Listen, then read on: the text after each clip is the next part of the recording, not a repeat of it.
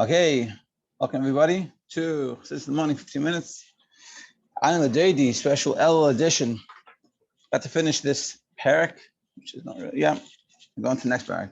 So essentially this parak is going to finish off sort of the answer, and the next parak I'm going to start discussing troubleshooting. So essentially what we're saying is, Ayin the day, Ayin to my beloved is to me. This is the Elul, that Ayin to my beloved represents us trying to come close to God, to Hashem, which is the avodah of Elul, and avodah li is, and God coming to us, it's God revealing Himself in Rosh Hashanah and Kippur and Sesame Tshuva, that time period. And we said that we understand, and that's essentially what Elul is about. Through the Rosh Hashanah and Kippur avodah that we do, is how it's going to affect our year. In order for that to happen, not to be a keli, to receive what is given in Rosh Hashanah and Kippur, we have to first have a preparation of Elul. Just like you want to anything in life, you have to prepare. You have a test, you have to prepare. You go for a marathon, prepare. For marriage, you prepare. For shidduchim, you have to prepare. Everything has to be with this preparation. And the month of preparation helps the 10 days. And that's essentially what we're saying. Now, and then we said that really the question is on Elul. It's a revelation of the third attributes of mercy, a very high level of Elikus, the same revelation that we have in Kippur, but we clearly see an infinite difference in Elul and Kippur. So what's going on over here? So I'll said, I'll explain to you in a mashal. And this mashal is really analyzed by the Rebbe a lot. And the mashal is essentially this king coming back to the city from a trip out of town. On his way back, he goes to the town, through the field, and everyone from the city goes out to the field to greet him. And whoever wants to come greet him, and he greets everyone with the Sefer Pam Yafa, he's smiling in joyous countenance, and he's very happy to greet them, and he's accessible. The king becomes very accessible. And then on the way back to the city, they all go with him, and then he goes to the palace. And once he goes to the palace, only specific people can go into the palace. You need to have specific permission. The king loses that accessibility. And so essentially what we're saying is in Elul, Hashem is in the field. Hashem is very accessible. But because it's in the field, so that's why it's not a Yom Tov. It doesn't have that royal grandeur that you have when the king's in the palace, which is Rosh Hashanah and Kippur. He's in the palace, just walking in that area, and going through the gads, it's already very awe-inspiring, and it has intad. Whereas in the field, it's available. To use a bad example, a few years ago, it has to be, when President Obama was in charge.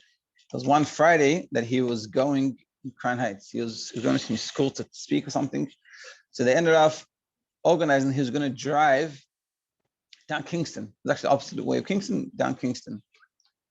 And I wouldn't say I was a very big fan of his, especially with his opinions and the way he treated Israel.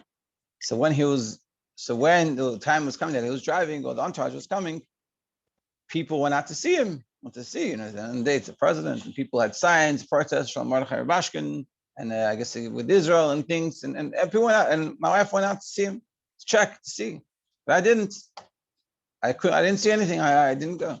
And this is sort of what El is all about. The king is available. The king is going in your streets. The king's there. In your mundane, you can access him, but you have to put in the effort. It's not. You don't feel it. Whereas if you're walking to the palace, even if you're not going to see the king, but you're going to be in the palace, you're going to be in the White House, you're going to feel it. That energy is there. And this is sort of what we're saying, that El doesn't have that energy. That's why it's not a Yom Tov, because God's sort of doing it in this tricky way. And that's just how it is. And that's essentially what El is about. So then we discussed yesterday, what's really the purpose? What are we trying to do over here? So essentially what we're trying to do is we're trying to connect. That the ultimate goal is that everything we do in our lives is connected to God. That we have this Kabbalah soul, and that's like Yisrael, the name Yisrael comes from Yud Sar Kel, that Kel, which is the first of the third attributes of mercy, and the head of it, and really encompasses everything, should be the Sar, the ruler, the minister, should be the one that rules us. The Elikus should be what rules us. Our decisions are based on what's good for a nefesh l'kis, what's good for my neshama, what's good for my connection with Hashem. And the Yud is that it's consistent. That's what we want to achieve. That's what we're trying to do. And through that avodah of Elul, it gives us the ability that when God reveals himself in all his glory in the palace, we'll be able to connect to that and feel that. And through that, the rest of the year will be a whole different year. That's what we're saying. Yeah, we'll go from just a paragraph back in my book at least. What does it mean that the kel is the ruler and the minister within you? We all have a spark of godliness, mamish, literal spark of godliness, literal godliness. Gives life to our nefesh kiss, and it's drawn down into your nature. And by nature it wants to go up to Hashem, to the light, to the light within the light of life, meaning to want to connect to God. Limser nashari, to the point of self-sacrifice, to God, which is above nature and the intellect. Why? Because was through using the intellect, the understanding. Because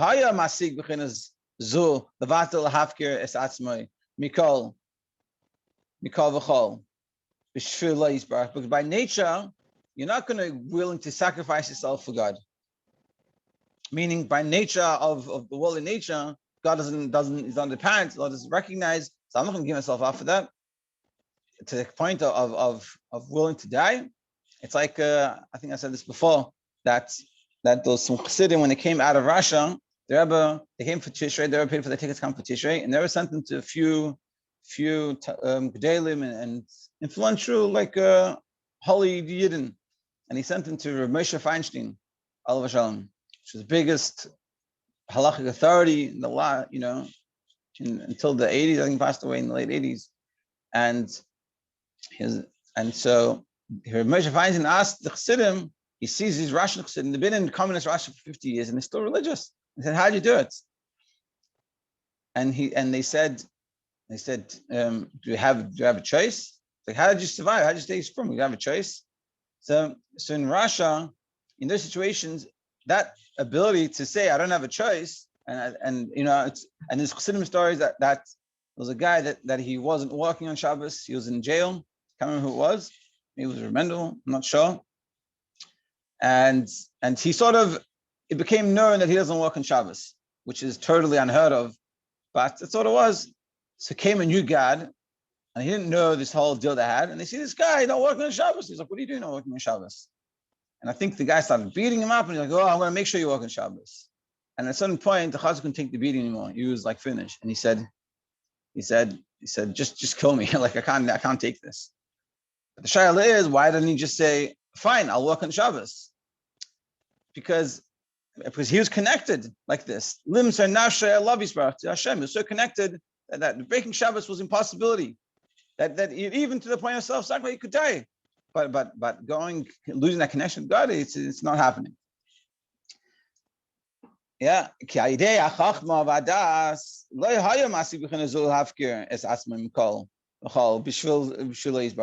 logically you wouldn't do that. You say, okay, I'm going to work.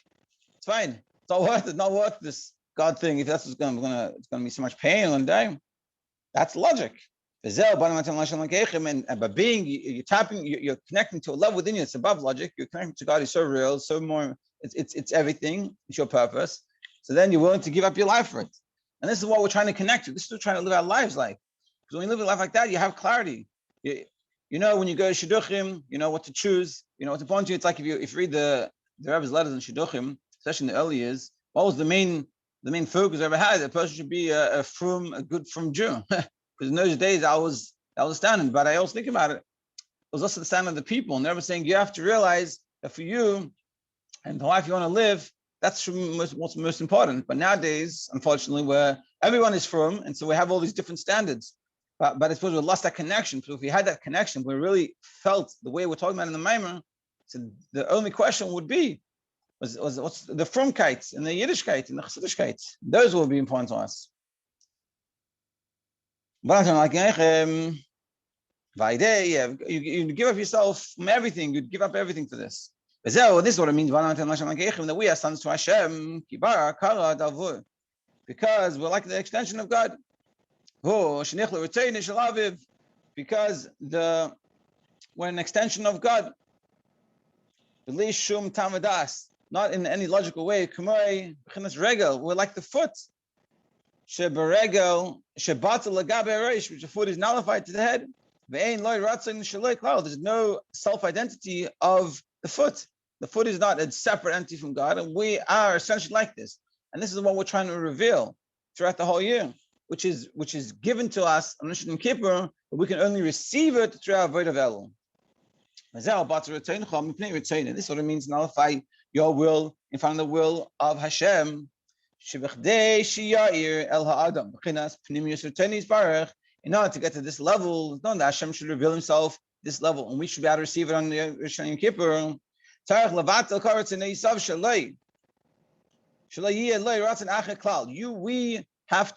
You and I, we have to nullify all the foreign desires.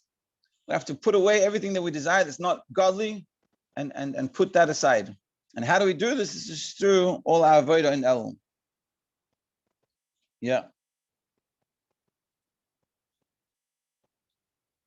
Exactly. Like he says in the footnote of English, through the expression of a heartfelt commitment of tshuva. In the month of Elul, the Jew makes themselves mediums to relate to the infinite dimensions of godliness revealed during Tishrei. That through working on ourselves, make ourselves a vessel to be able to receive, then we can receive everything on Tishrei, which will transform everything. Kitzur.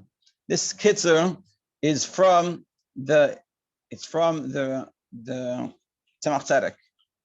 So in the end of the Maimon, there's Tzemach Tzedek's writings, and so they put it in this. In my version, at least, they put it in after the thing because it connects. It's what's the summary? So So what is the kitzur? The Elul Masru B'chinas Ani L'Deidin. Elul begins the concept of Ani L'Deidin, like I said before, that we have to come in and like we've been talking about, we have to work on ourselves and do tshuva and try to connect ourselves with godliness, with Elikus. Ani L'Deidin V'Hainu is Ros the Lasata, which is the arousal from below, which is us putting in the effort to Beresh Shanavim Kippurim. Who V'Deidi Li? Shanavim Kippur is about V'Deidi Li. It's about Hashem revealing to himself to us, and what he reveals. The drawing down of godliness below. In the beginning, Rishon Kippur, it's coming from the left hand under my head, which is Yira, which is the awe of God and the fear of God. The Elul, and in Elul you'd give me this, you have the attributes of mercy. And the question we asked, then why is Elul not a Yom Tov? This is like the example of a melech, a king. We're going to greet him in the field. And this is what we're doing in El. We're trying to greet the king in the field. We have to go out to the field and greet him. Hashem will shine his countenance. Who Inyan you'd give him this. This is the attributes of mercy. What does it mean that it will shine? That